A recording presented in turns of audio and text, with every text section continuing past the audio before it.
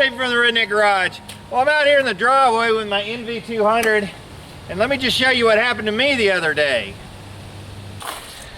So here's where it got smacked.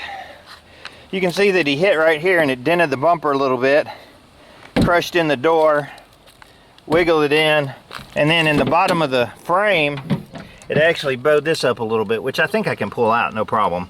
But it did a pretty good little lick right there, and it doesn't look as bad as it is. That door I've priced out, and that door is about $800 is what it would cost me to get a used door for it.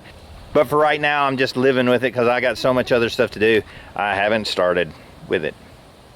So I'm sitting at the stoplight, and I see this kid in my rearview mirror, and he's texting, and I'm like, oh, this isn't gonna be good. And he's coming pretty quick, and I'm going, oh crap. And bam, here it is, hits me. So I call the police, Metro Police, which is Nashville, show up. I was up in Nashville doing a job, and they show up, and we give them do the report and everything. And at that point here, I'll give you some advice on what to do with stinky insurance companies.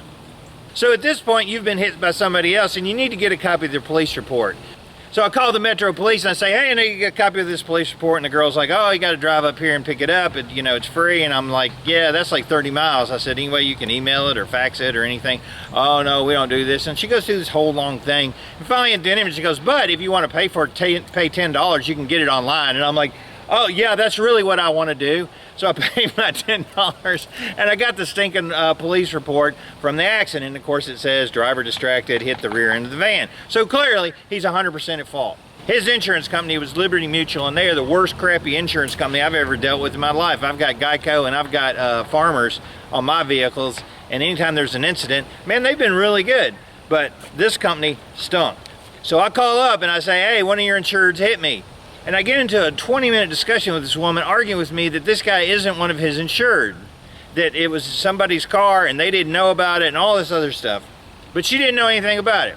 So at this point, I got a little bit redneck with her and said, well, let me find out what's going on. So I call up the cat that did it and said, hey, they said you're not insured. And he sends me a copy of his policy. So I call him back and I'm ripping on him going, you don't know this guy's insured? I got a copy of his policy? Well, I guess I stand corrected. What insurance company doesn't freaking know that this person is insured? So on and it goes. And I said, let me speak to your supervisor. So I finally get the supervisor. I start railing on her saying this girl's a liar. She doesn't even know, you know, she's telling me whatever. Well, this goes on for 2 weeks, right? And here's what you do with an insurance company. Call their customer service department.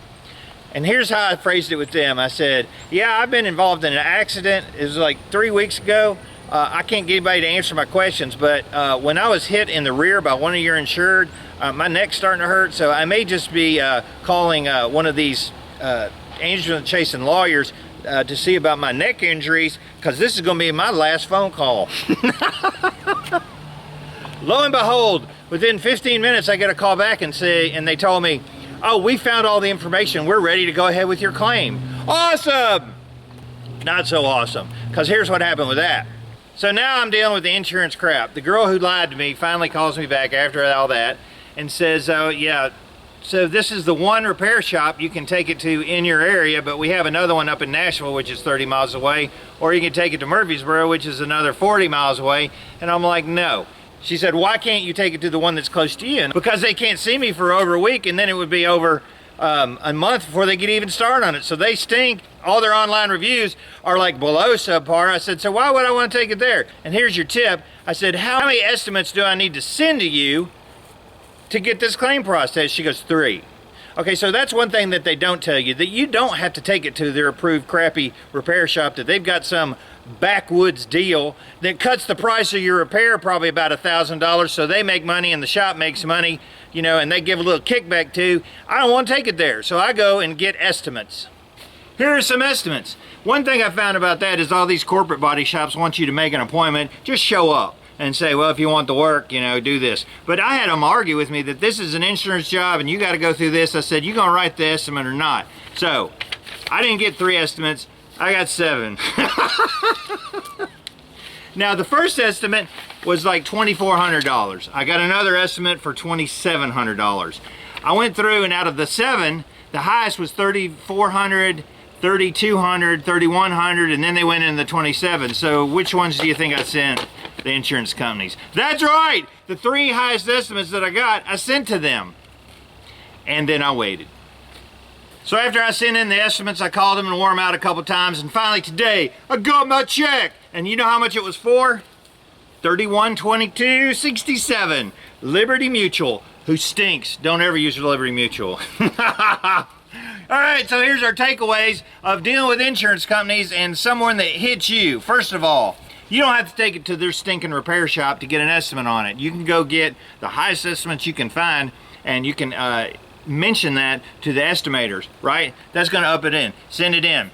Secondly, if they're dragging their feet, start mentioning stuff about lawyers and personal injury, and they will jump on it much quicker than if they just think you're sitting out there waiting to get your car repaired.